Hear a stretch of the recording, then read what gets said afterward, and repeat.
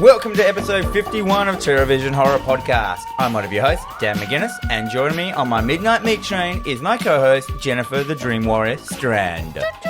Every week we take one horror movie and we cut it to pieces with our internet words. Together we are two people with a love of horror, but we also feel the burn of our obsolete Blockbuster memberships. I just like to thank all of our listeners who support us over on Spotify, Apple Podcasts, Breaker, Castbox, Google Podcasts, Radio Public, and the YouTube. That was so fast. I'm so good at this. It was good. It just rolled off the tongue. Thank you.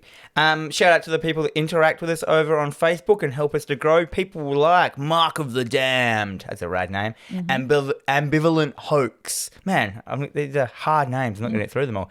Living in the Past Pod, Dion Cracknell, Jackson Mark Christopher Hout, and Adam Kister. That's some of the people that have, interacted with us or even just liked some of our comments sometimes. I'd also like to say thank you to Adam Gillespie, who popped by the toy fair and said hello. Oh, nice. And he was the only one who did, so he's the winner. He's the winner? He's the winner. I'm sure there were other people there, but they were just so starstruck by your sparkling aura, your anime aura.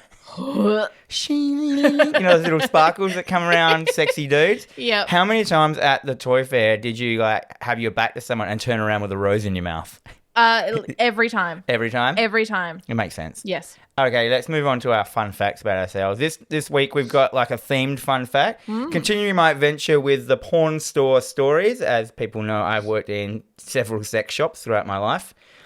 So one of mine, we're going to talk about some robberies today. So my first robbery, the way I got robbed, was actually a pretty gnarly one. It was I was just working at the porn store and a guy walked in.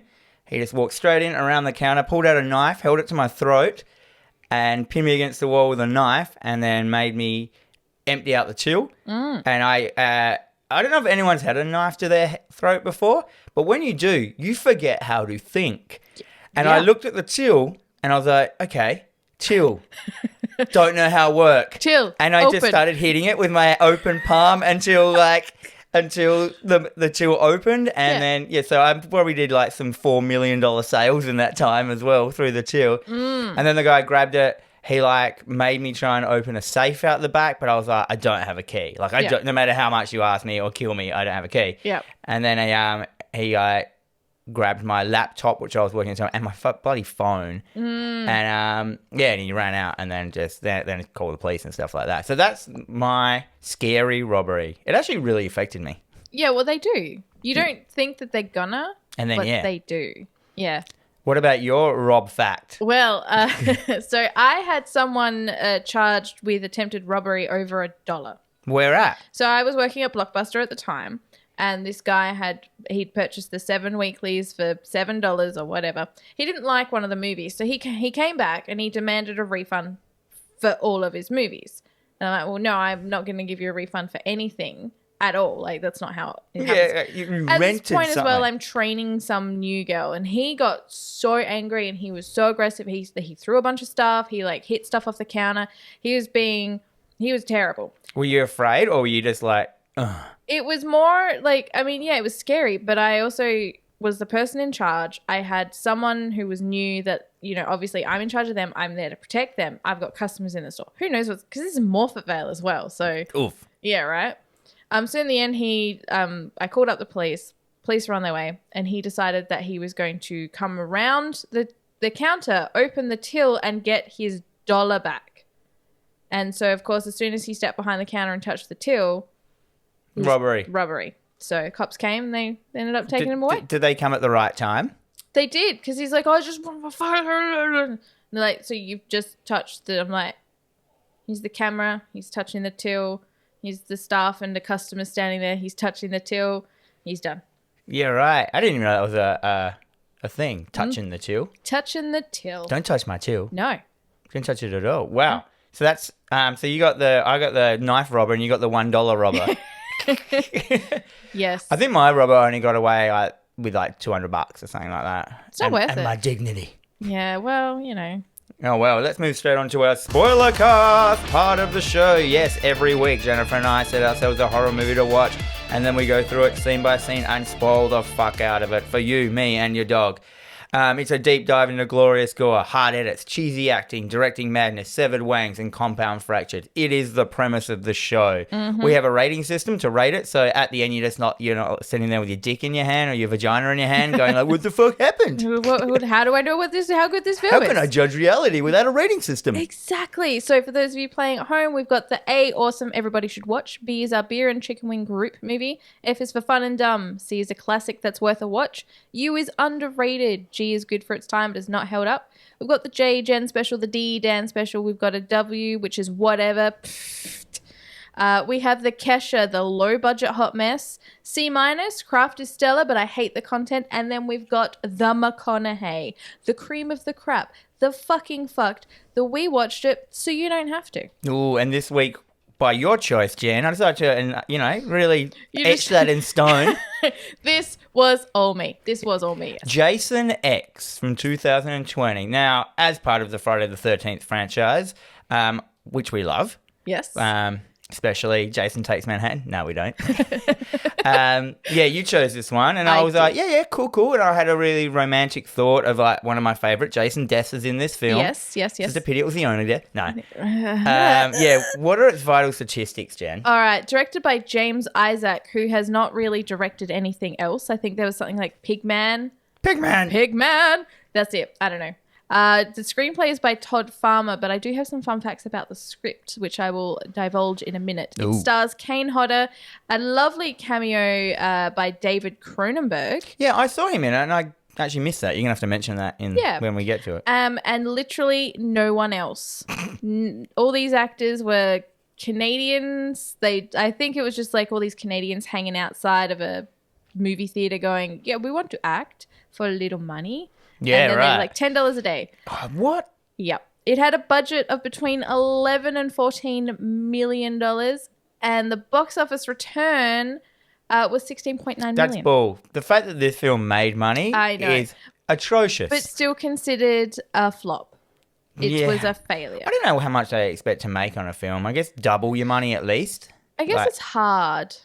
It's hard now. Yeah. But anyway, so this film is the least censored, fucking words today, mate, of the entire Friday the 13th franchise. Meaning they didn't even try to make it violent? No, Dickheads. they didn't. Bloody it was also tossers. fucking turkey did, mate. Wankers. It was given the Jason X title because New Line Cinema was unable to legally include Friday the 13th in the title because Paramount still owned the trademark. Oh. Yes, very much. But they don't own Jason? No. Oh, that's that lawsuit that's been donking around. Which is also why the one previous to that was Jason Goes to Hell and not Friday the 13th. And Freddy versus Jason. That was also New Line, yes. Yeah, right. It is the first film in the franchise to rely on digital effects for all the deaths and gore. Nah, one of them didn't. Which one? We'll get to the it. Face Smasher. It was just a dummy getting smashed. Yeah, well, yeah, okay. Yeah. But a lot of the effects. Yes. Yeah. And despite being a critical and financial failure, it made more than triple the cost of production in DVD and post-theater sales, which actually makes it one of the most successful films in the franchise. Slow blink and a head nod. The actual fuck. And also the film's script was made through a public contest where people willing to participate just sent in scripts. I love that where people willing to participate. It's like, when you send out a blanket email trying to get someone to do a survey. Yeah. They were like, come on, please write our script. Well, basically they had like a MailChimp of all the people that had ever written in going, I could make a better Friday the 13th film. And they're like, okay, we'll put your money where your mouth is, write us a script. Okay. Yeah. And this is what we got. Yeah. What is it? It's Sinopo and it's Tagline.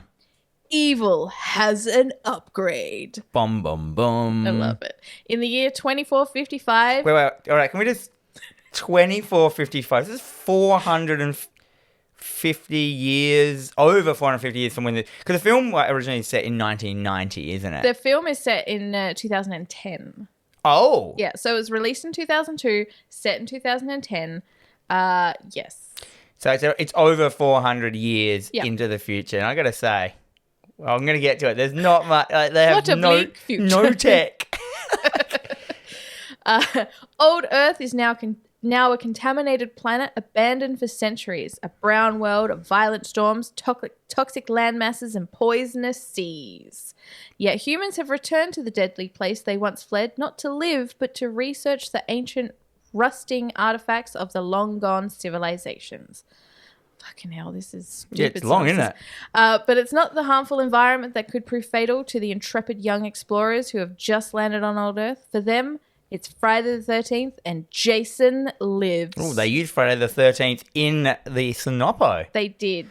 That's where all that budget went. That's when, the $14 million, the thing. Okay, straight into it. It opens. And from CG mess of a hellscape, a la Spawn. Yeah, I said it's like if this is very 95 Mortal Kombat. But then it just blatantly turns into the opening of Fight Club. If anyone can remember where it's coming through the brain, the title. So, but we're going in and out of Jason's body. So we Fight Club style come out through his eye socket, and we see his eye for a second, and then we see an injection. This is all very close up CG. Yeah. This is an imposter shot. This is terrible CG as well. This is PlayStation 2 graphics. Yes, it's we get the title sequence, Jason X, and all the names and participants of this film, which is god awful. Yeah, anyhow, this goes for ages. It just keeps on going in and out of Jason. I'm like, we get it. We get it. It's dumb. We see this doctor wrapping Jason in a lot of chains and kind of like putting something around his neck because they can't muzzle him. We've got a shot of title cards. The location is Crystal Lake Research Facility because Crystal Lake is the prime place to create a research facility. Yeah, right where the lake was too. It's great. This is a massive warehouse. I would say it's an underground military installation. I like that. Yeah. Yes, very much so. And it's like, so this huge empty room, and just in the very middle is like this one light, and there is Jason just chained up. Subject, Jason Voorhees. Status, awaiting cryogenic suspension. What? Sure. There's plenty of whys in this film. There are no answers. No. So they've basically come to the conclusion that they can't kill him, and therefore he's cool and worth a lot of money. Yes. He's an entity that can't be killed. We can use that for something. Yeah, we could study him for science. Science. We see a military man, like a young team military man. He's at some sort of computer console in the same room as Jason. Just one guy. So Jason is like the most prolific killer. He's unstoppable. They had to build an underground installation just to hold him there, and they've got one guard. One team. Yeah, he's young too. But this is like, we are talking, this is classic mask Jason. He's still got the dirty hockey mask in his cool. He's rugged out. His yakka gear. Yeah, he's in his hard yakka. And he's stare bear. He is just staring. Yeah, Jason's a lot. So he's awake. He's just chained up, and he's just like. He doesn't blink. He doesn't blink at all. Doesn't need to blink. No, he doesn't. He doesn't get dry eyes. No, why would he? Yeah, he only has one eye. So whatever.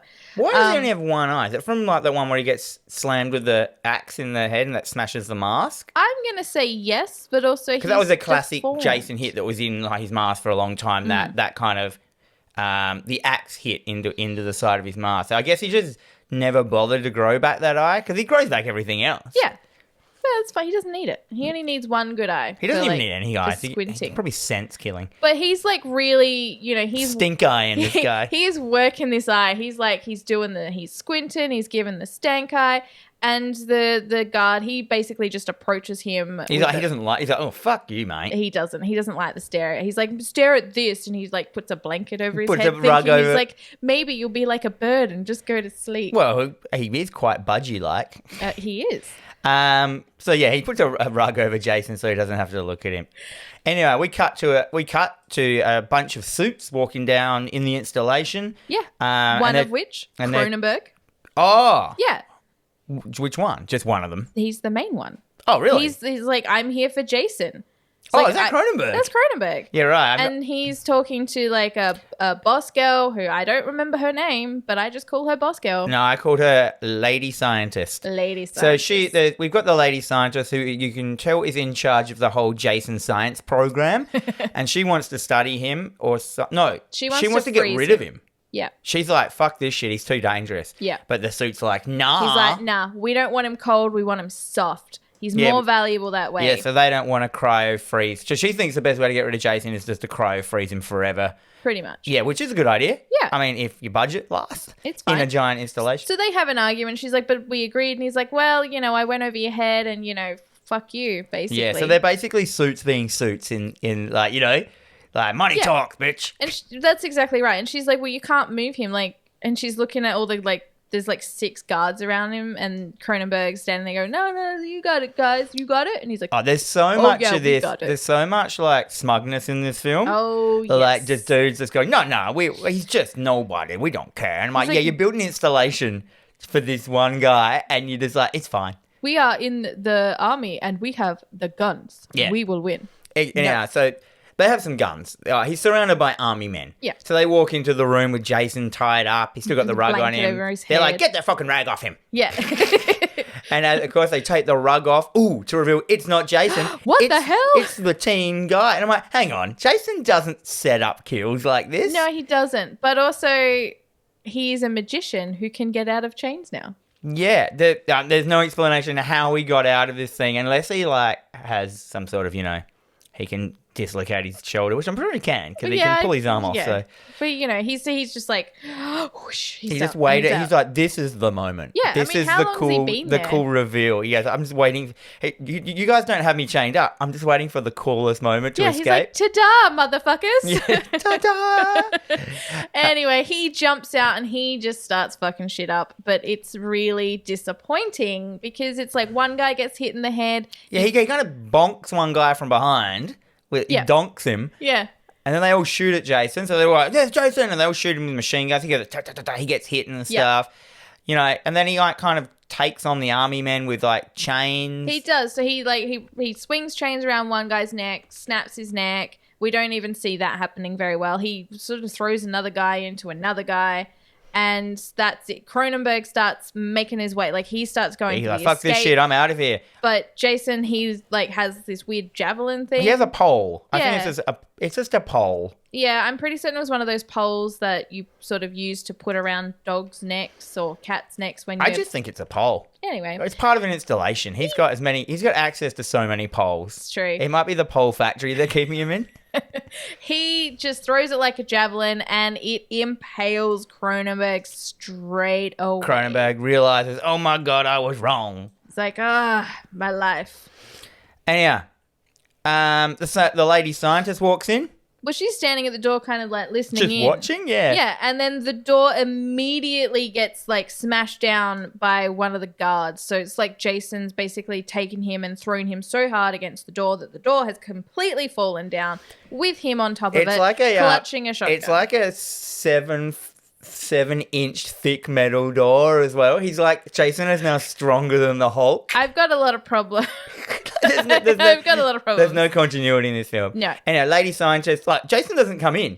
The guy just gets thrown. No, and then so Jason doesn't leave the room. So I'm assuming that there is only one way in and one way out, and it is the door that the military man has just come out of. And she grabs the shotgun off of the guy. And this is scientist lady. Yep, he tells her to run before he dies. Run! Anyhow, and then we just kind of see Jason behind her. Yeah. But Jason can teleport. He's always done that. He does it in the game and everything. I'm fine with that. I'm fine with Jason. That's one of his powers. He always turns up behind people and stuff like that. Yep, but it's true. He couldn't have walked out of that room. No. She sort of looks into the room and sees the carnage that's been left behind, and she decides she's going to make a break for it. So she starts running. But she's kind of leading Jason. Yeah, I think she kind of knows what's happening and she's got a plan. Yeah, so she runs. She runs down a flight of stairs to what appears to basically be like Freddy's boiler room. Yeah, why not? And Jason is trailing not too far behind. She runs for the cryo freezer door. And so this is the cryo freezer unit thing that they're going to freeze him in. Pretty much. And sort of she can see in her peripheral that he's on his way. So she knows what's going on. Yeah. So she hides. She hides, yes, and then she jumps up. She starts firing rounds into him, pushing him back into the cryo container, where she then immediately closes the door, starts the machine, stands in front of it, looks at him. So Jason's just in there. He's like, Yeah. "Oh, I'm in a machine." He's It's starting to freeze him. Yep. So it's got a little window. It's got a little hatch so you can see inside. And she looks in there and she's like, She's looking in there pretty smug, like, haha, I am a woman and I have defeated you, Jason. And of course, he has the longest and fucking strongest machete known to mankind because he somehow manages to stab it through the chamber door. I mean, it's only 3-inch thick metal. Everyone knows that knives can go through that real easy. So she gets stabbed. She gets stabbed a little bit. It causes a breach in the chamber, sending the whole room Into including cryo freeze. cryostasis. And it locks down, but Jason still gets frozen. She falls. She sits down and she starts to freeze. I thought the freezing looked okay. Yeah. Anyhow, blackness, darkness, cut to black. Cut back to a bunch of scientists now coming into the lab. There are lots of spider webs, so Yes. time must have passed. That is exactly what I said. I'm like, the cobwebs, which indicates to me that maybe some time has passed. We see these scientists or whoever this bunch of they're in like protective gear.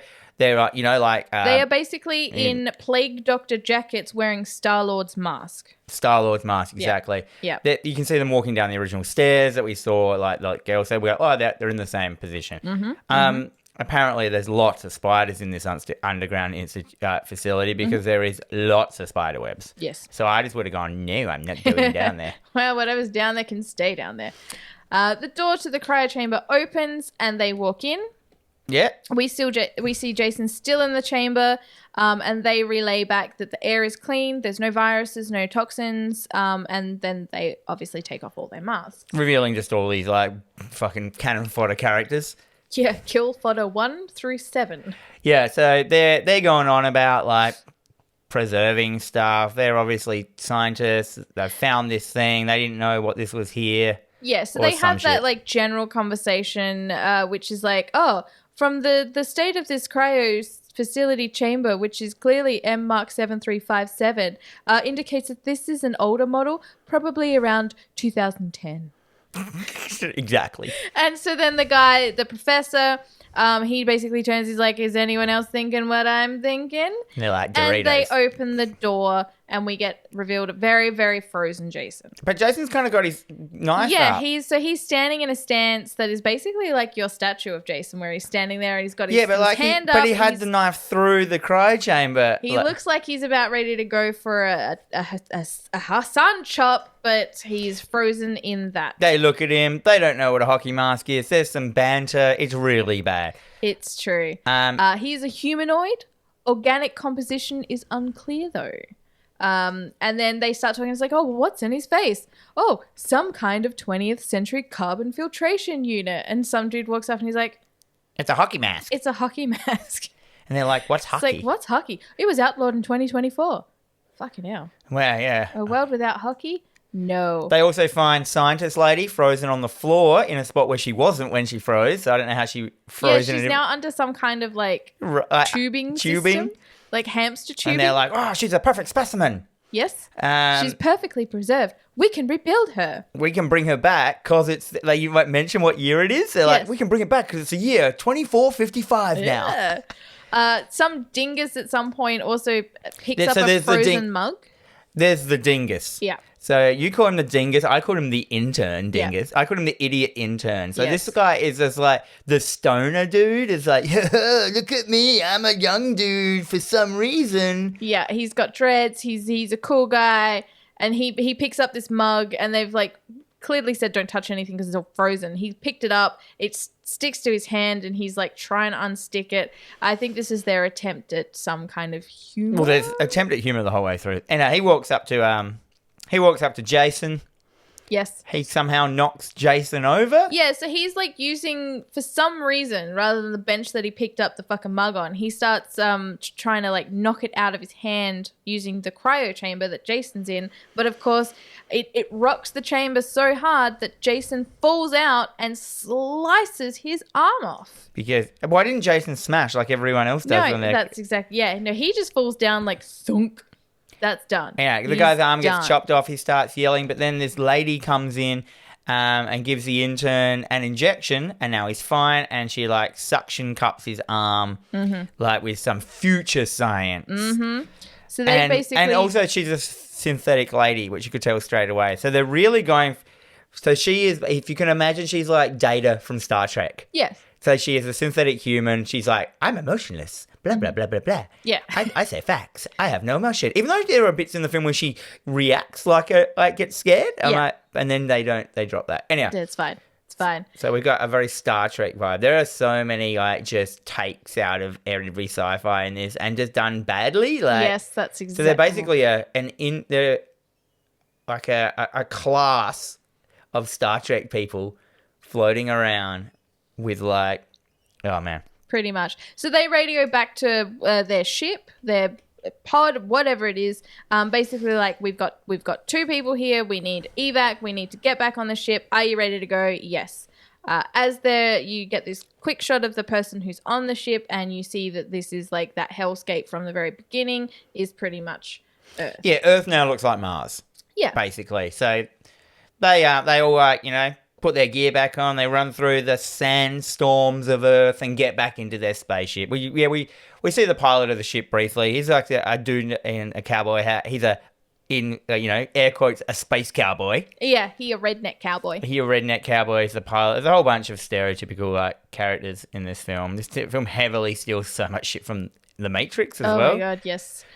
So they basically, once again, they're radioing to the Sarge. The Sarge radios some nap-happy dude who's having a sleep. They really don't... They get into the spaceship and blast off. They do, yeah. That's all we need to know. It flies through a bunch of space junk, which indicates that once again, not only have we destroyed our planet, but we've destroyed the orbit around the planet. Why not?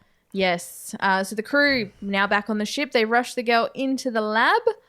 Jason's frozen body is carried not too far behind, and Dingus comes walking slowly behind, meandering along. Oh, I forgot my arm. And one of the other girls hands him his arm, and the fashion on this ship is disgusting. Oh my god, the fact this is the worst. I've written about it later. It's like all the girls are dressed as naughty space babes. I wrote pretty much, and I've also written that apparently girls can only wear midriff tops in the future. Yes, so there's a lot of they must be cold. There's a lot of midriff. There's a lot of side boob and middle boob. One of the main girls has a top which is she's just wearing a sleeveless jacket with no top underneath. Yeah. Which is open at the front. Yes. And it's just connected by 3 bars in the middle. And I'm like, no. And and I'm like, what are you wearing? No. So she's got a good 3 inches, 4 inches of open top with no clothes on the whole film. And these people are idiots as well. And we'll get into how idiotic they are. Anyhow, the CG, I thought, though, in the space stuff, it wasn't that bad. The space, the ship's going through space, docking with other ships and stuff like that. So they don't have a space ship. They get into a shuttle, which is part of their main ship. Yes. And then there's also space bases later. Anyhow, so they're all up there. We get this scene. So Jason's now in one lab. Boss Girl's in another lab. And they're doing a lot of technology talking. They're banging on a bunch of stuff. Dingus's arm, he's reattached and he is as good as new. His arm gets reattached. They've got nanobot technology, which seems like it's the only technology they have because they've got radios. Yeah, they use radios. In 400 years into the future, they only have walkie-talkies. Stands the test of time. It was good enough in the 80s. It's good enough now. So the little nanobots come out, reattach the idiot Dingus's arm, and he's like, "Oh, fine." He's like, "Cool, my arm's fine again." Goes off and goes about his business. And he's gone. He's out of shot. And then they scan Jason. Yeah. They've got him on a bed. They scan him with all their scanning devices. This is fucking frustrating scene as well because we've got this lady doctor, Oh, blonde lady. this is the doctor. only person I learned her name, Adrian. Adrian. Okay, that's fair. And then there are two very young people who are just absolutely making fuck eyes at each other, and they are not professional doctors at all. So they're scanning this corpse, Jason, and one of them's wearing a mesh t-shirt. One of them's wearing a mesh t-shirt, the guy. The other one's just the girl. They start making out. Yeah. Sex. So they've got this whole film has this theme of like everyone is sexy in the future and has to bang someone. Yeah. Like, so there's all these weird, like, out of place sex scenes or just make out scenes.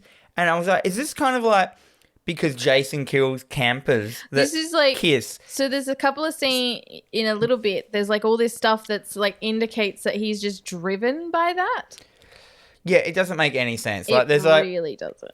It's like they brought Jason to this new kind of environment, you know, and place and time and space, but they've still just made a boring Friday the 13th movie with just like randy teens like getting with each other and getting killed. What? Yeah. So yeah, everyone on this apparently space makes you heaps horny. Yeah, space is a very horny place. So Adrian like goes, "You two, can you guys do that somewhere else?" Yeah. And they're like, "Okay."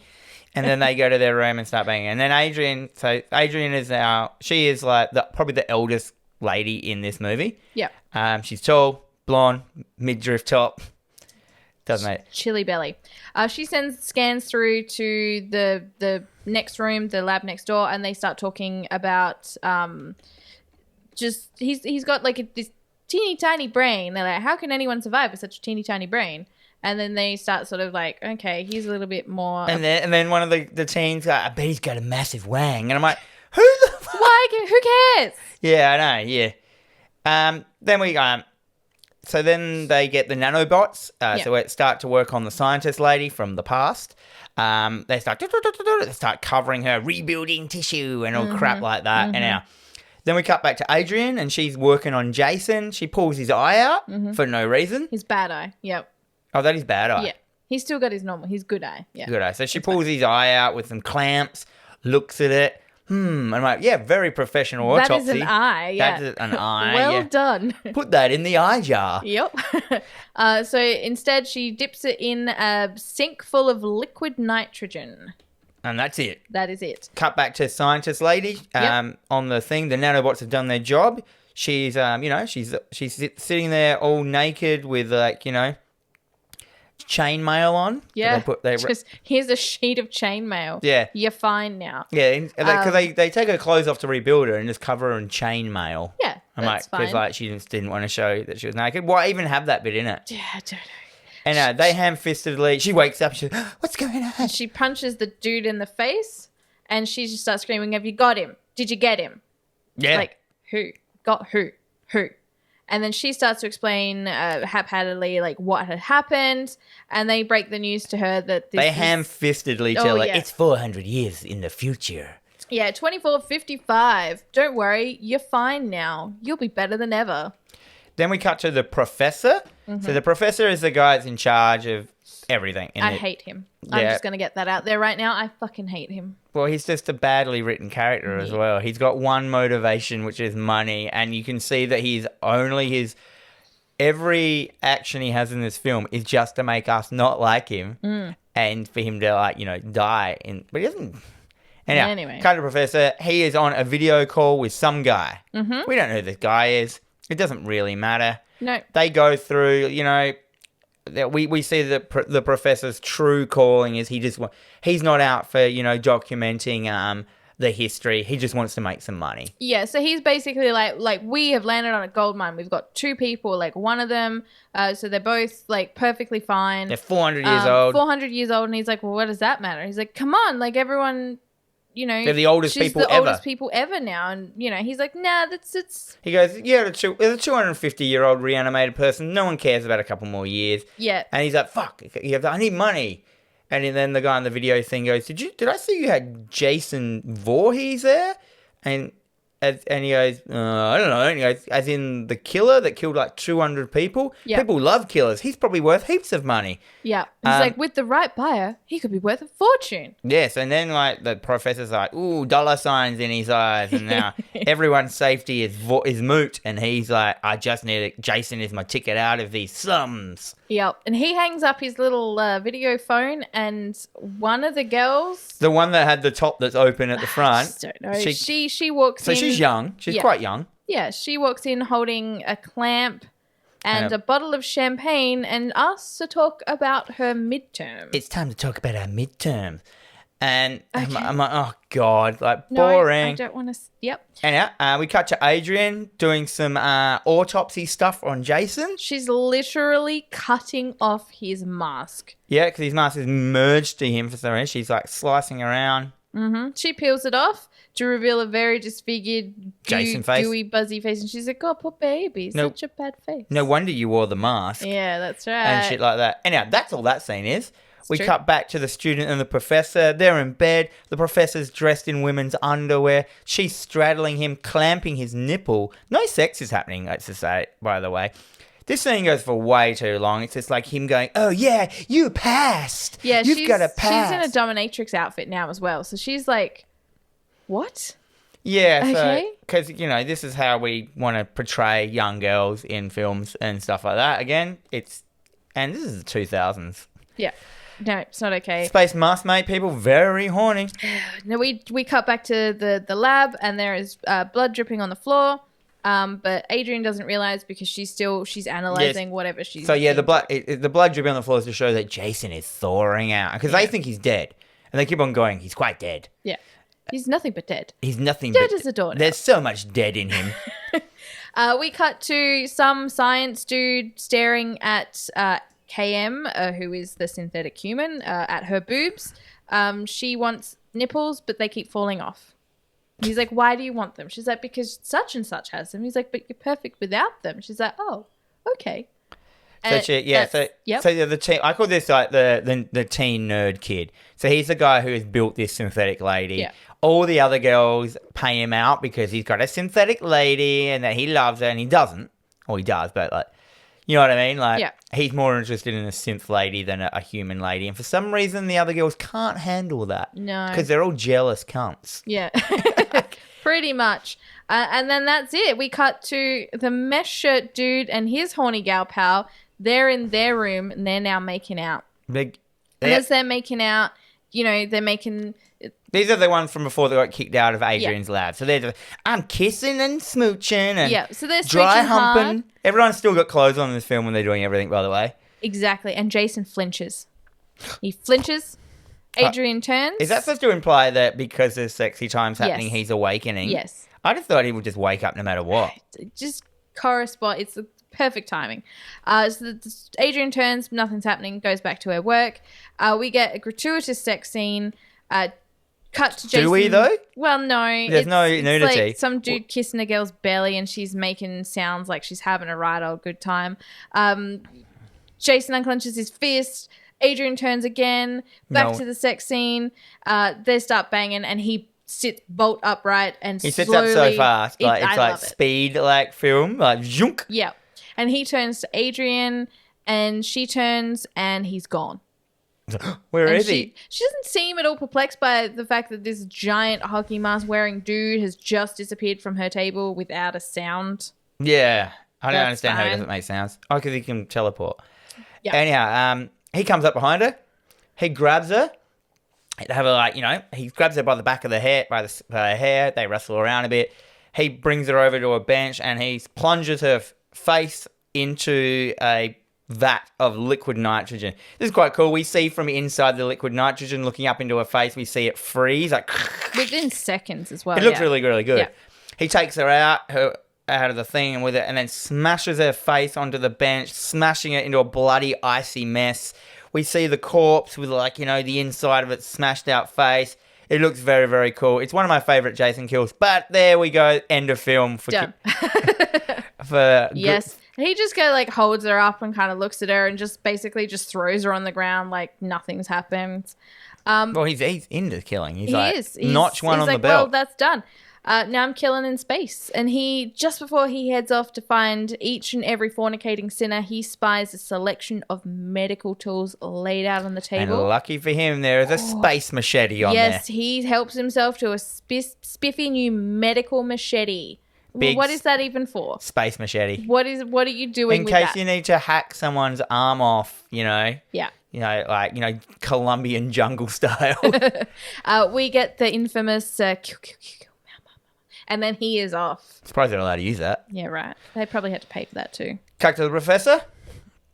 He's bringing the lady scientist in some food into a room. She's just kind of, because she's got her own room now, she's just kind of, pacing back and forward, worried about being 450 years into the future. Yep. He's like, don't worry, we'll be at Earth 2 soon. And she's like, what happened to Earth 1? He's like, it's dead. It can no longer sustain life. Blah, blah, blah, blah, blah. It's as dead as Jason is in there. Does he say that? No. Oh. I was going to say. Anyhow, we cut back to Jason. He's walking the halls of, the space base. Yes. And we've got to say, the look of the space ship that they're in is very Aliens. Yes. So if you can just imagine they're in any of the Aliens, as in Sigourney Weaver's Aliens, with the metal, it's dark, all the metal is black, gratings, but then it kind of different rooms, but then you'll go into another room and it'll be Star Trek, you go into another room and it'll be another sci-fi. So it's like they've hodgepodged. I think they're borrowing anything they can find in the prop department. Pretty much. Exactly. Just any rooms that can work as. Yeah, this looks a bit sciencey. Yeah, let's use this. This is fine. This is space. This is future. Yeah, we cut back to Science Lady and Professor, and she starts relaying her story, kind of him quickly. She talks about Jason, how he's like this unkillable machine, entity that they can't stop, and they had to chain him up, and they were going to freeze him. Blah blah blah blah blah. He acts dumb, like, oh, Jason. He does because she's like, oh, which made me think he was a different character at one stage. Yeah, because ultimately she's like, oh, this was what was going to happen to him, but obviously people are fueled by money. Looking hard at him, and he's like, oh, I'm fueled by money. No, I'm not. Yes, what? I don't understand what you're saying, young lady. Yeah, yeah, basically. And yeah, she says, like, yeah, money ruins everything. Yeah. We get another scene where there's another rando girl I think it's the girl from the professor's room as well. She kind of starts flirting with the young scientist. And everyone's basically congregating into this one room, and we are officially introduced to everyone. But I immediately... Yeah, Lady Scientist is in there. She gets us introduced to the team. Yeah. We could go through what they all do and who they are, but it doesn't matter. No, it doesn't matter, and I don't care. Yeah. Anyhow. So one of the guys, he asks what to do with Jason's machete. And they're like, what? And she starts... The boss lady, she immediately starts to freak out. Boss lady? Girl boss. Scientist lady. And she's like, what? Why do you have that? And he's like, well, he's in the lab just next door. But don't worry, he's very dead. He's fine. He's dead. He goes, no, he's not. And he's always dead. She's just like, you need to remove him from the ship right now. You need to get him off the ship. Like, Yeah, he's an unstoppable killing machine. We've killed him like 7 times. He's come back. Don't worry, and he's dead. The professor gets cocky, and he's like, no, we need to preserve him and study him for future. Really underlining he just wants some money. He's no different to Chronicle. And then he's like, I assure you, Professor says to the scientist lady, I assure you he's dead. And then she's like, show me. Yeah. Sass. So much sass. They walk in and, nope, what? He's missing. No, it doesn't even do that. It just has a hard cut to them zipping Adrian's body up into a body bag and going, shit.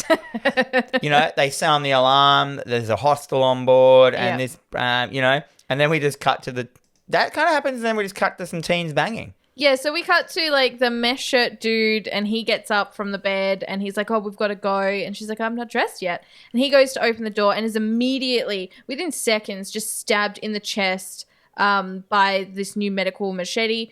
Blood goes splattering all over his lady friend. And as he turns to her, Jason basically grabs the blade from his back and rips the rest out of the front and just drags him You don't off. even really see anything, hey? No.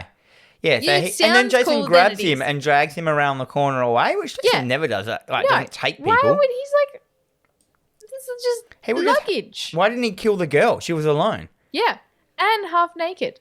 It's perfect for him. Anyhow, so I'm going to call this girl the long-haired girl. Because there's the short-haired teen and the long-haired teen. Sure. They're the only two. Once they're together, I just refer to them as the twins of destiny. Oh. Yeah.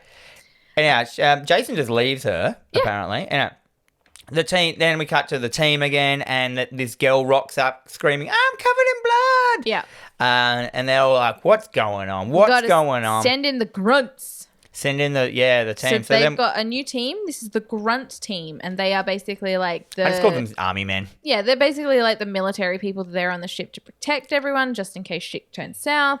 And, yeah. They're basically the Space Marines from Aliens. We just need to find them. They are so much them, but like a real cheap version that kind of look like the they've just grabbed any prop. Like I said before, they look like there's bits and bobs from every film on them. They're just they look like people in cosplay dressed up. Pretty much. That's probably what they did. Like, hey guys, do you want to come and be in this film? Sure. And now we cut to a new scene with a guy in Marines gear. He looks like Stone Cold Steve Austin. Yeah, I just called him Bald Man.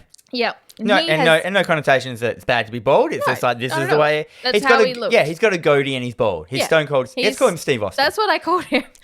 He's skulking around. He's got a big gun. He's got a BFG, and he's skulking around deck.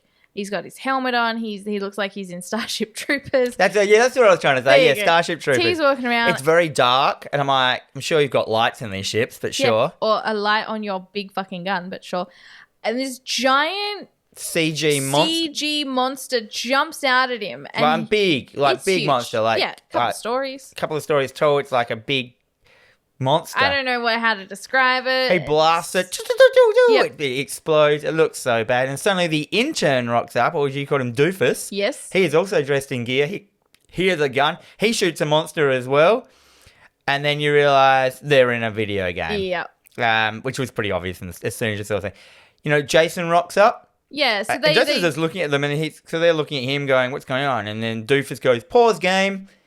And the game pauses but then Jason does not pause. And they're like, what the fuck? Because they set themselves a challenge. They're like, okay, the first person to kill a monster wins. And then this thing rocks up. They turn. Its arm slashed off. Jason's standing there, and they're like, this ain't right. Yeah, because Jason kills one of the synthetic monsters. Yeah. And he basically, they look so perplexed. And he's like, I thought this was an alien sim. It's like, it's fine. Pause. No. Okay. He's not pausing. That's fine. And then Jason just fully fucking smashes his machete right through Dingus, cutting him virtually in half. Dingus does not care. No, he does not, because he is Dingus. And then he got, he then chops the head off of Steve Cold. Austin? Steve Cold? That's his name. Steve Cold. Steve Cold. Steve Cold Austin. For legal purposes. And he's just on the ground with his head like, oh, man. It's like, this is fucking bullshit. It's like, no. And no. The Dingus yells out, end simulation. We see the blah, blah, blah, blah, and I'm like, oh, wow, they've just got the holodeck. Yep. So they're in a holodeck. Dingus and Stone Cold are both sat on the floor with... They're like cross-legged. With Saiyan scouters on. Yeah. So they're basically that wasn't them. Jason was carrying. Yeah. So you can just walk into these simulations and be part of it. Apparently you can. And even when they were wearing I got gear, but Jason wasn't. But Jason could still see the monsters. Hang on, that's wrong. Yep. It's broken. You didn't do a very good scene. Sorry, guys. Anyhow, bald guy stands up and. Jason walks up to Dingus, grabs him by the throat, lifts him up. That's Stone Cold fires a bunch of rounds into him. A lot of fucking bullets being flown about this movie. Space station. He turns to Stone Cold, and Dingus tries to jump him from behind. Jason grabs Dingus and basically breaks his back Bane style. I wrote that as well. Bane style. Bane style, and basically just kind of drops him to the side. So that's it. There's so many boring deaths in this one. That's it. That's Dingus's death. He just gets over the knee, snap sound, falls to the ground. Exactly. And then he just grabs Steve Cold Austin. Yeah. And just rams him. Smashes his face into the wall, dead. A couple of times, and now he's dead. I think this was a scene as well. This particular scene, they actually accidentally broke the stuntman's nose, slamming his head into the to the wall. So yeah, at least someone actually got hurt. And then we cut to the fucking film. professor and the new kind of character, which I called Army Captain. You called Army. So his name's Doesn't he's matter. Sarge. He's a Sarge. sergeant, but So his Sarge, name is Brodsky. No, let's call him Sarge. The Sarge. Sarge who is in. He's the sergeant of the Marines, the Space Marines. Yeah.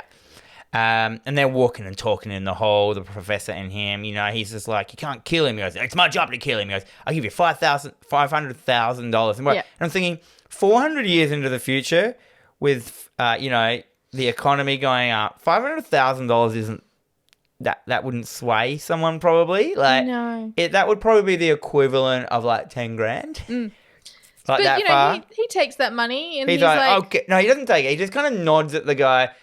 And then, he meets up with his bunch of other ragtag army people. And he he's like, walks in and he's like, if you see him, blow him to hell. yeah, he goes, I said I wouldn't kill him, but fuck that shit, basically. Yeah, it's like, so you basically unload everything into him, you blow him sky high, and then we'll just pop a couple in his legs and say we tried. Anyhow, they split up into pairs. Yeah. Of course. Doesn't matter who they are. No, they're there's like 3 sets of 2 people or something like grunts. that. That's Grunt. all I've called them. The first pair come across one of the dead video game guys. Yeah. The second pair come across the other dead video game guy, and I'm like, weren't they in the same spot? Yes. But now they're at opposite ends of it. Jason's clearly setting some shit up. I don't know. And then we cut to some junker guy. I called him a junker, but he does announce that he's an engineer. He is the engineer. So I've referred to him throughout. He's the nap happy guy from the beginning, but I've just referred to him as the engineer. And he's working away and he's listening to He's his like music. an overweight guy. He looks like he'd be into like ZZ Top. Yeah. Yeah. Or hamburgers.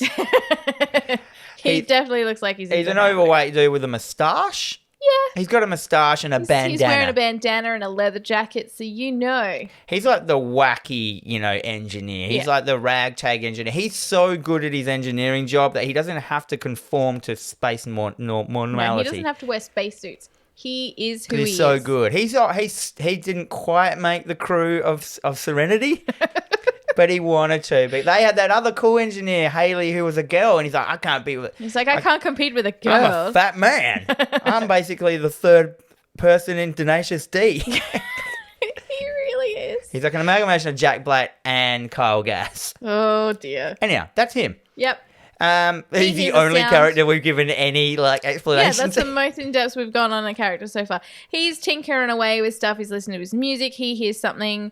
He's listening to his Sony Walkman in 400 years into the future. In the background, we see something that's been hanging. Jason's behind him. Swinging. It's nothing. It's always nothing. Then we get this POV shot moving towards him. He looks up and we see Jason's reflection in a photo frame. I think it was just a mirror. It's a science mirror. I don't know. Science mirror. The sergeant rocks in. He basically screams, "Get down!" Engineer ducks under his desk. He ducks. Him and 2 grunts open fire on Jason, and they just fucking blow him up again. It's like, oh, we nailed him. They just keep shooting him. But immediately, and they run over, and they're like, "Where's the body? Where is he?" I'm like, you were 1 meter away. How did you not see him? Get up and walk away. Anyway, they're like, let's split up again. Yeah. Let's go keep looking for him. So now they're on this, I'm going to say they're on, the lower decks of wherever they are, and they are basically walking through room to room with guns, doing the stealth mission. Jason grabs one of them silently, pulls her into, this little alleyway, and just snaps her neck. Yep, dumb. 1 down. I'm like, neck snap? Are you kidding me? Yep. You've got space to deal with. Yeah. I would have, if you gave me a Jason script in space, oh my God, I would be getting him to smash holes in walls and plugging people's faces into tiny holes, getting sucked into space. I'd be massacring people with space saws. Yeah. Robots crushing people, everything. And these are let's break the neck. And then Jason appears in front of another army guy and then the army guy punches Jason. And Jason just punches him. He falls off a balcony and onto a big screw. Yes, so this is one that I liked. This is one of the one kills that I liked. Because he basically, he throws him off, impales him on a giant drill bit. Oh, drill bit. We're talking like an industrial drill, so it is massive. And he basically like just spins around the drill. So he's like working his way down to the bottom of the drill. When they find him, of course, the response is, well, he's screwed. Yep. How is he? He's screwed. He's screwed. Damn it, pun. So they eventually find Snapneck Girl's body and another grunt. She's doing the classic. She's walking backwards and she just bumps right into Jason. He grabs her. We cut to her stumbling out of the darkness with a slit throat, falls to the ground in front of another Not really grunt. a Jason style, hey? No. And it's a real boring slit throat. It's It just is. like holding your hand, there's some blood coming out from under your And hand. some gurgling. She falls down into the arms of another grunt and she dies. We get another shot of like, cut back to scientist lady and the professor and the team. They're hearing this all go down. None of the people have like body cams or anything. No. Stuff that we have today Yeah. in 2020. See, that would have been great. They're just listening over radios, like people hearing people die. She's like, lady professor's like saying to the, lady scientist is saying to the professor, like, pull them out. And he goes, no, they're fine. He's not doing it because he's greedy. He just wants Jason. He doesn't He's care like, it's about okay. They know what they're doing. It's fine. So Jason walks out and one of the grunt immediately unloads yet another round into him and Jason falls back onto some giant anchor? Space anchor. Like it's an anchor hook. It's an anchor I'm like, this isn't a sea ship. Yeah. You don't drop the anchor in space Where are you and dropping wait to hit into an asteroid or a planet. So a giant anchor. Yeah. So Jason kind of falls onto the anchor and gets impaled. Even though this thing is very sharp, it's just to be you just bonk into it and fall. You would. You'd have a sore back after. But Jason, he falls onto a space anchor. Yep. They tell him like, do not take your eyes off of him. And he radios back. I got him. He's like, yeah, I got him. He's like, great, don't take your eyes off him. He unloads a couple of rounds into his legs as well. He's like, haha, like the Sarge said, it's fine. Jason somehow unhooks himself. Yeah, he kind of lifts himself off the anchor. And then, which we don't see, but instead we see this anchor coming towards them and another grunt has been impaled on the anchor. But he kills the guy though. Yeah, he does. But we don't even see it. No, it's off screen. So he kills the guy, leaving the other girl, the other grunt, now on the anchor. We just hear the guy die on the radio from the listening, and they react. It's the classic. It's I got him. Yeah, and then I've written in there, and then we cut to a shot of the army lady now on the anchor, and I've written in there, we didn't even see what happened. No. Like, we didn't even see her die. We didn't even see her meet Jason. No. She is just suddenly a shot of her on an anchor. Yep. On the anchor. It makes no sense. It does not, which means Sarge is now alone in this And they go, area he's the only with one left. Jason. Jason bursts out through a cardboard wall. He does. I always enjoy the wall thing where he punches through the wall and grabs the guy, and he immediately he stabs him through the wall. So Jason stabs the Sarge, and he's like, you think that's gonna get me? He and says it's gonna take more than one prick in the back to stop me. And he stabs him again. And he's like, yep, that'll do it. That ought to do it. And that was it's still crap. It is, but it was like I was like, haha. Yeah, that was kind of the funny I had bit. a little chortle. Then we cut to the professor and the team realizing that all the army men have been taken out now. And it's just them. Yep. The professor, he's trying to justify his actions, and he's like, he's just like, it's fine. Because I told them that they shouldn't do it. Yeah, now he's like backtracking on what he's saying. He's like, I told them they shouldn't go alone. Like, you should have waited and blah, blah, blah. You hate him even and I'm just more. like, I fucking hate you. You need to die the mightiest of deaths. Which, yeah. Then the engineer comes onto the bridge, doesn't he? This one's funny as well, though. This is a little bit funny because, like, we get this massive smash at the door, and of course, you immediately think it's Jason because why wouldn't it be someone smashing at the door? It's not like a, hey, guys. But then, of course, like, there's a smash at the door. Everyone kind of screams. He's like, hello, guys? It's me. The engineer. And they're like, oh, it's just the guy. It's just that man. Just two wild and crazy guys. So they let him in and, Yeah, and then we cut to the cowboy pilot. We are now docking the ship into a giant space base. Yes, so we're coming out of hyperspace. And this is their ticket out. They're like, we'll get back to the space base. You know, we'll get off the ship. The authorities will deal with them. The professor is lying, saying we've got 60 men waiting there. He hasn't then told anyone because he wants Jason to himself because he wants the money. And now we see the space cowboy starting the docking procedure with this big space station, which is a huge space base. It's like a mega city. It's like, you know, there's millions of people that probably live there. Yeah. And then we see Jason like appear behind the space cowboy, and then all we see is some blood hit a monitor. Yeah. And I'm like, boo, off-screen kill again. Yeah. Anyhow, because now there is no one flying the ship, we hear the radio going, "You're coming in too fast. You're coming in too fast." And basically, the ship now smashes into a big biodome. Mm-hmm. This looks great. Mm-hmm. I thought all this stuff looked great because these were miniatures. I think that they were actually smashing up, or I don't know, or it was just good CG. I mean, it might have been someone's good at doing space CG. Maybe. You know, it starts smashing through. It smashes through like a gigantic building. Mm-hmm. It blows up in space, killing millions of people. Yeah. So this is easily Jason's biggest kill count. Yeah, right. And it just, and then the ship just keeps sailing into space. Yeah, so they because they just smashed through a biodome, through the main giant building of this spaceship, and just kept floating through. Yeah, and they're like, everyone, you're okay? It's fine. Don't worry. We'll circle back. We'll circle back. And as they like looking, they're like, oh, we'll circle back. You just see out the window that the whole thing just explodes. So billions of people probably just died. And then they're like, damage report?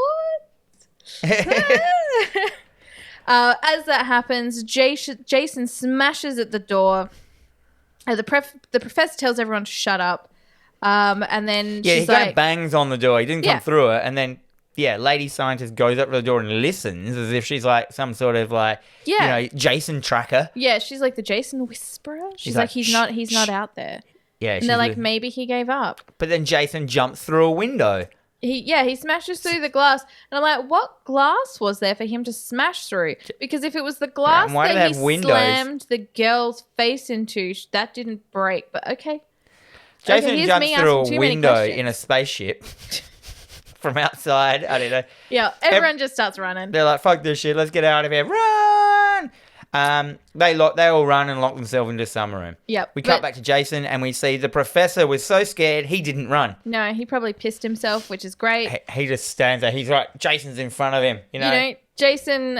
He tries to reason with Jason. He's got his machete. Jason's looking at his machete. He's like, "Oh, this is all you wanted. You wanted your machete." He's like, radios to the guys. He's like, "Don't worry, guys. It's fine. I've sorted it out. All he wanted was his machete. I gave it back. We're all cool now. We're all safe." Jason picks up his machete, and of course we hear... All we hear is an off-screen kill scream. Off-screen scream. And I'm like, well, there you go, Jen. There's your kill of that guy. Did that hold up? Fuck that. It wasn't even a kill. You never see him again either. We see something. That's about it. They start, they're like, okay, fuck it. Like, we're in trouble. We need to get off the ship. How are we going to get off the ship? And then everyone's like, oh, the shuttle. Yeah, the shuttle. You remember that shuttle? Yeah. Oh, yeah, that one. Yeah. The shuttle we originally came in on. I'm like, hang on, isn't this what they did in Aliens? Yep. So, okay. This is just a remake of Aliens with Jason instead of the alien. Yep. So they're like, okay, new plan. You got to find these people, do this. We got to meet in the shuttle. Okay, great. Break. Everyone off. We have this cut to KM and the scientist guy, and they're doing something, and they start making out. Oh, also the scientist lady picks up a space gun. Oh, yeah, she does. She picks up a nice heavy-duty space gun. And she's like, you know how to use that? She's just like riding a bike. And then they're like, what's a bike? What's a bike? Yeah. Fuck you. As if you wouldn't know what a bike is. Fuck you. Do you not have, history? Fuck you. Or it's just the concept of a bike, they continually make... It's like going, what's a car? I'm sure no matter how far into the future we go, we'll still make cars of some sort, like transport. Unless we make teleportation, then cars will still be a thing that people knew. I still know what a wagon is. Yeah. I still know that a caveman invented a wheel, and that was I don't even know if that's true. But we still know things because we have history. Yeah. Anyway, so the boss... These are also students of archaeology and the history. Yeah. Yeah. So the boss science lady and the twins of destiny are making their way through a maze of grunt bodies, but they hear a sound and she's like, okay, I think there's someone still alive out there. And they're like, but we don't want to go check it out because we're they're self-absorbed over dick there faces. and then the shuttle's over there. So she's like, oh, okay, fine. You go over there. I'm going to go over there and investigate. Anyway, the engineer and some other dude. I'm glad you wrote this down. I just skipped all this. Yeah, no, that's fine. So the engineer and some other dude, they find the bits of a driver. So it's basically bits of him over there, bits of him over there. Cut back to science lady. She finds Brodsky Sarge still alive, but he's not having it. He can't move. He's just like, nah. Did you do the scene where like the cyborg and the guy are like going, she goes, there's a 12% chance they're going to make it out? Oh, no, because that happened before. Yeah, there's like this scene where he's... There's a scene with the cyborg lady and the team that made her, and she's like, we've only got a 12% chance we're going to make it out. And he's like, oh, don't say that. And then they kiss. Yeah. And then she's like, now there's a 53% chance we'll make it out. And he's like, want to make it 100%? Yeah, it's like, without love. Because we need to know that. So he's now banging the android. Mm-hmm, that's exactly what is happening. Because everyone has to have sex. Yeah. And then Yeah, and so that's fine. The pilot's all cut up and like... Yeah, he's in pieces here, there, and everywhere. So she's found the Sarge. She can't help him on her own. She's got to go find the other guys. And then as in like the scientist lady. Yeah. Yeah, so once again, they all link into one another. And the Sarge is still alive. Yeah, he's still gone. They start organizing their shit. So I need someone to come and help me with the Sarge because he's still alive. And then, so the other guy leaves the engineer. The engineer is now flying something. He's doing a thing. He's doing some engineering in the cockpit. He is, yes. So Brodsky Sarge, he's now missing. But he was right here a minute ago. It's like, okay, fine. And then we get this like disgusting scene where fucking just the engineer is sitting in the cockpit and he's just like, whoa, because he turns a little bit and there's the professor's severed head just sort of staring at him, and he realizes that it isn't attached to everything, and he calls out over the comms. Jason grabs him by the neck and just drags him off. Basically grabs him by the neck and just smashes his face into some electronics. Yes. Yeah, He's and like, he dies. So guys, we got a whole ass. Like, we got to this get is out. the Jason kills in this are so lackluster. They really are. And now the idiot teen, the long-haired teen, she has gotten to the shuttle, but then she has locked the door. And so everyone's out now. Everyone is now outside the shuttle going, let us in. And she's like, I'm young and I'm dumb. But I'm too scared to press a button to let you all in because I'm a selfish sack of shit. Yeah, so they're basically, just they're me, the high school idiot girls. Yeah. She's like, no, I'm not going to let you in. He's out there. And then instead of just opening the door and letting people in, she decides to fly away without them. Yep. Selfishly. But not realizing. The fuel lines are still attached. Fuck. And she basically just flies straight into the ship and explodes and dies. And I'm like, typical. And then I wrote, the galaxy is better off now that she is dead. Yes. She just, what a stupid film. Oh, and then God. now Jason comes out, he confronts the gang in the hallway. Yep, and they're backed up against the door, and they've basically just like, well, we're fucked. They're ready to meet their maker, but Science Boy rocks up looking like absolute, like he is one smug bastard. He goes, right now. I just bang. He's like, he's just had sex for the first time, and it was with a sexy lady, which he created a la Weird Science style. Yep. She comes out. Yep. I'd like to introduce you to the new KM. And she's got a new polyester bodysuit, and she looks like she's about to start handing out some hard spanks. She looks like she is an extra in The Matrix. She is like, in that opening scene of The Matrix where they're in the club, which is basically that pleathery, like, shiny pleather. She has guns by her side. She has a new attitude of smugness as well. Oh yeah, she's cocky because she's also had. And then she says some sort of line. I can't remember what it is. And then Jason just throws his machete straight into her chest. Yep. Yeah, she cocks her guns and he just throws it and she goes down. And she goes down to her knees. He walks up. He pulls his machete from her chest, and she just lifts her head and she's like, "Gotcha."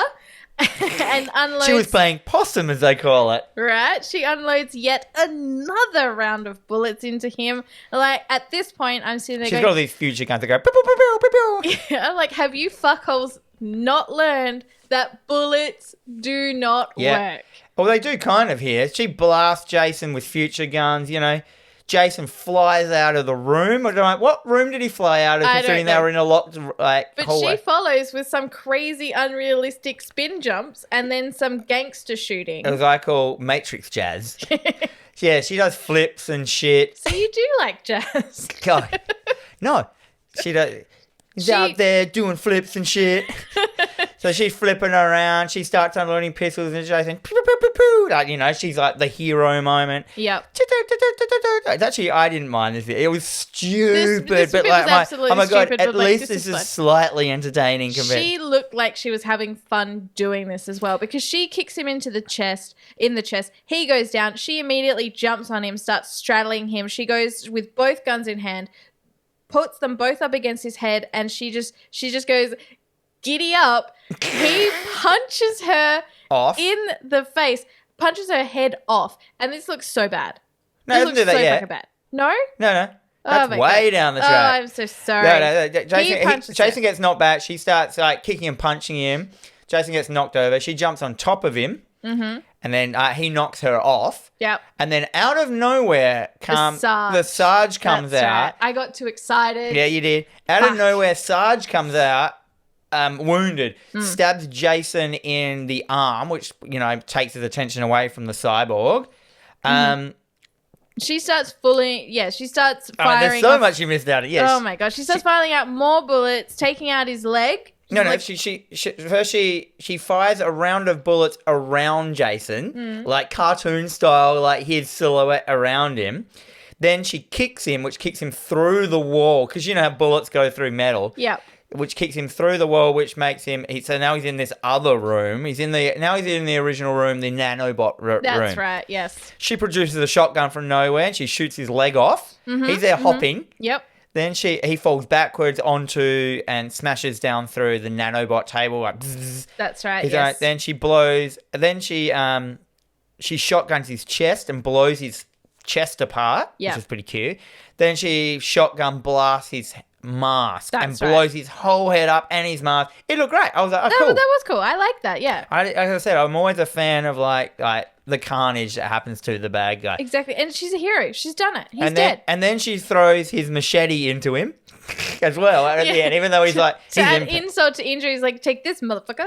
Yeah, and then the gang run up and they're like, yay, Cyborg Lady beat him. And then, you know, Cyborg Lady and Nerd Teen, I have a pash or whatever.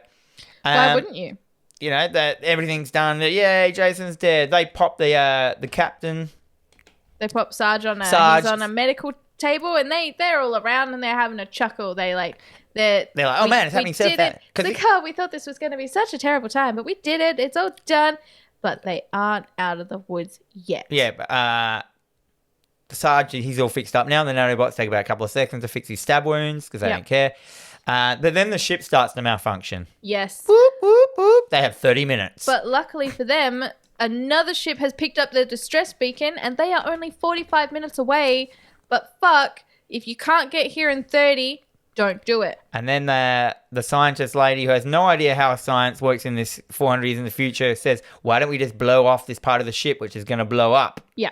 Cool, that seems Let's blow up the bit that's going to blow up. Okay, so they're going to they're going to blow off the bit that's bad, the reactor or whatever. Yeah, so there's like two parts of the ship being held together with a couple of like bridges. So they're going to blast the bridges, which is effectively going to get rid of the part of the ship. So they're going to set damaged. charges and get rid of the problem. And we cut to Jason. We see him dead in bits.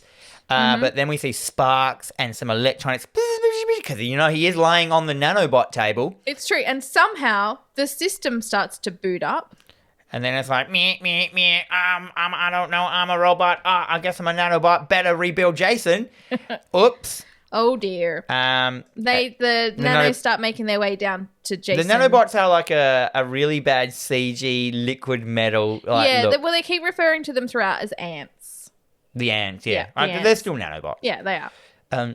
So they're making their way down to Jason. We cut to the team frantically trying to go about their plan. They're setting charges. They're setting charges everywhere. The nanos are and working. And then very Jason. quickly, without for something that should have been more of a build-up, Jason is just standing there.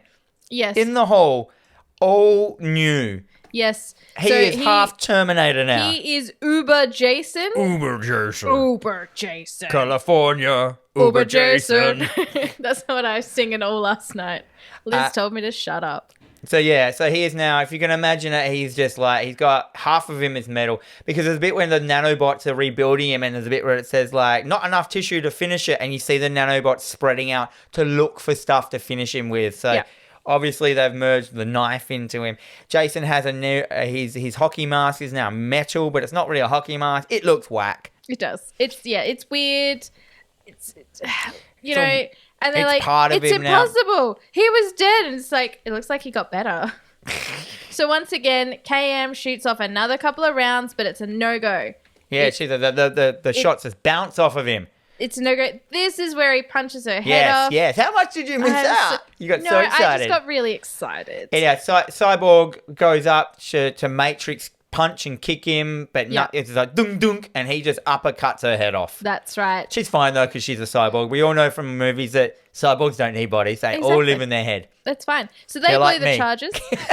You're a cyborg? No, I just live in my head. That's fine. They blow the charges and they send Uber Jason into space. Are you kidding me?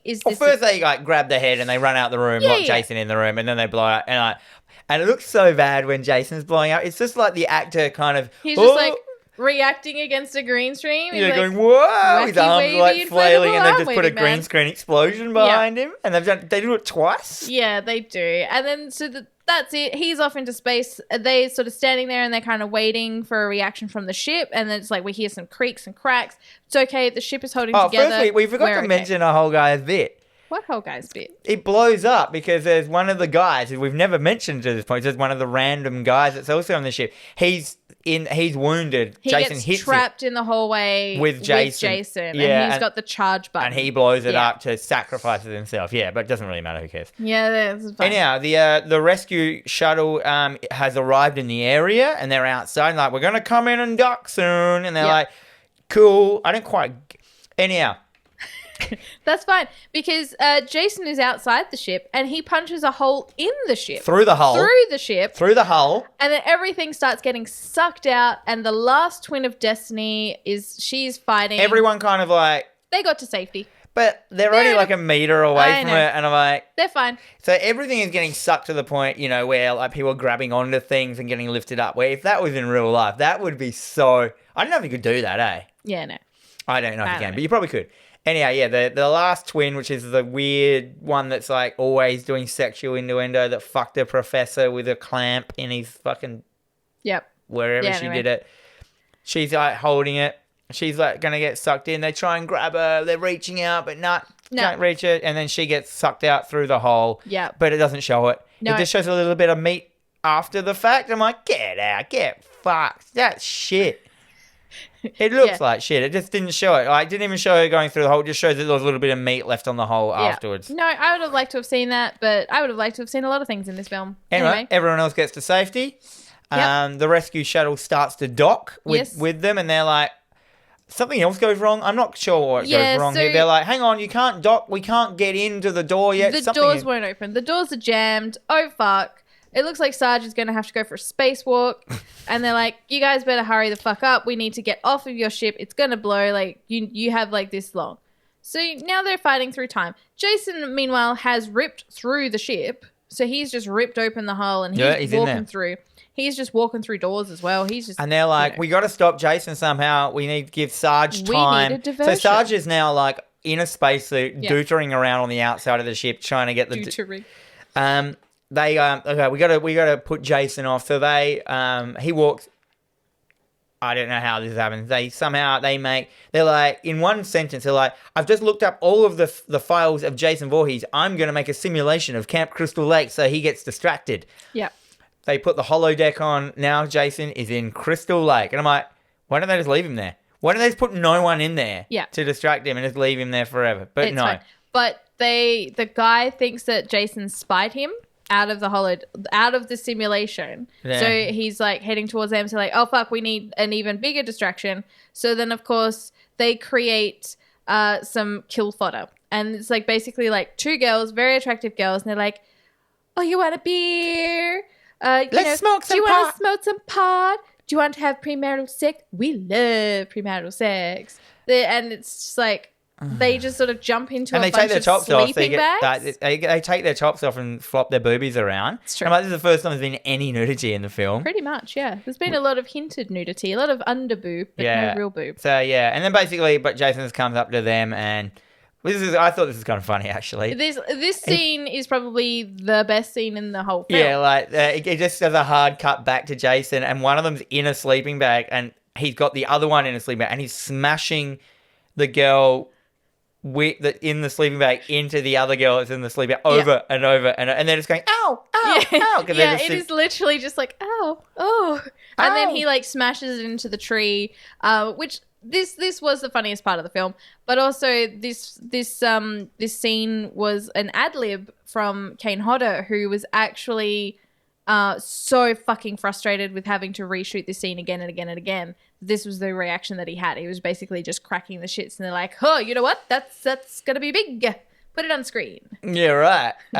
So the holodeck starts to fuck up for some reason. And they get the scientists now. So that's it. They're kind of like, we're done. Yeah, that's it. I don't quite sure. The door must be fixed or something. We got to get there. Yeah, so the hatch is now open. There is an explosion. Teen scientist. They've got the cyborg's head. It's still alive. It's still talking and stuff like that. Scientist lady, teen scientist, and cyborg make it into the shuttle and shut the shuttle. Yes. Yep. That's basically it. And then the Sarge is still there. Sarge he's just like, it's you and me now. Yeah, so the Sarge is still in the ship with Jason. He sacrificed himself. You know, they're just about to fight. He's in a spacesuit, and then the ship blows up. Yeah. And there is an explosion. But the space shuttle has gone. Yeah. They're watching the ship blow up from inside the shuttle. And then we see Jason flying through space towards the ship. And they're like, fuck off. Yeah, he's being catapulted towards the ship. He's his arms raised. He's ready to fuck some shit up. But of course, the Sarge from stage right from somehow. Yep, he just kind of... The Sarge... hits him. Yeah, so Sarge comes from like a different direction completely from the explosion and like counter attacks Jason before he gets the spacecraft. They're out in space. The captain grabs Jason. Yep. I mean, the Sarge grabs Jason. They romantically go down to Earth. Because we forgot to mention that Earth 2 is now right there. Right there. Just all of a sudden, right there. Right there. And they kind of like hug each other, and they start to re-enter the atmosphere together. They start burning up. And start burning up. Then we cut to, which can only be described as Crystal Lake on Earth 2. Yes. There are some campers there that are dressed in like 1980s camp gear. Yes. And they're like, oh, look, a shooting star. Make a wish. Oh, look, it landed in the lake. Let's go check it out. Fuck. And then we see Jason's silver mask float to the bottom of the lake.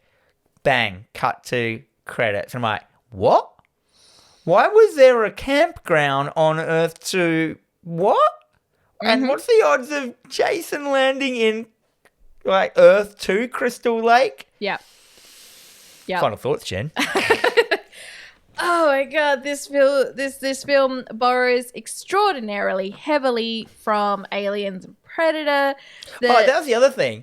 Did you notice heaps of people had Predator's outfit on? Yes. So the Space Marines had the mesh top that the Predator wears. And I'm like, yeah. What?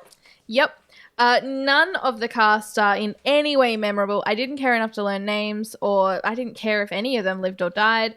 There's only one good kill. Basically, the head smashing is the only Jason-like kill. Yep. Because he does a thing where he kills it, he looks at it, and just kind of throws the corpse away. Done with that. Yeah. Next. It was too family-friendly. Yeah, exactly. The professor was the biggest dickhole, and he got an off-screen kill. Fuck you. Fuck you guys. Yeah. That's bullshit. The acting is absolutely terrible in this as well. This is on the same level as a really bad sci-fi series. I don't know what is sci-fi. I don't fucking watch sci-fi, so I don't know. Like Battlestar, Stargate, Stargazer, fucking SG-1. It was like after-school special space Spellbinder. Yeah, like Pretty the much. miraculous Melops. There is very little gore, hardly any practical effects. That just Why none did of it make so much money? It just wasn't executed in a way. Must have had a really good trailer. It must Possibly. have. Yeah. Maybe. This film for me is just, it's over the line of so bad that it's good, that it's so bad that it's just bad. I kind of like the look of Uber Jason, but I was watching it and I'm like, hey, he actually looks like Lord Zed from the Mighty Morphin Power Rangers. Jason? Yeah. I don't know I don't know No, you Power don't know. Rangers That's at fine. all. That's fine. These are all my thoughts. These are all your it was thoughts? terrible, I wrote. Yeah. That's in my note. Had one good kill and it was too family friendly. It was so family. There was very few kills in this, and It's like the people who made it was like, people want to see kills. That's all they care about, but they don't actually need to see the kills. And I'm like, no, that's wrong. That's not why people... I want to see the kills. That's the whole point of it. In great detail, please.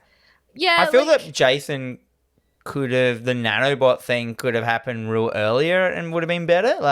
Yeah, because we spend, so I've seen this film once. This is my second time I've watched it. So I've watched it when it first came out. Same here. And I thought it was stupid then. And I thought, you know what? Like, it's coming up to an anniversary. Good time to watch it. Let's give it another go. No, it's still stupid. It's still... I probably won't watch it for another 20 years. No, I will never watch it.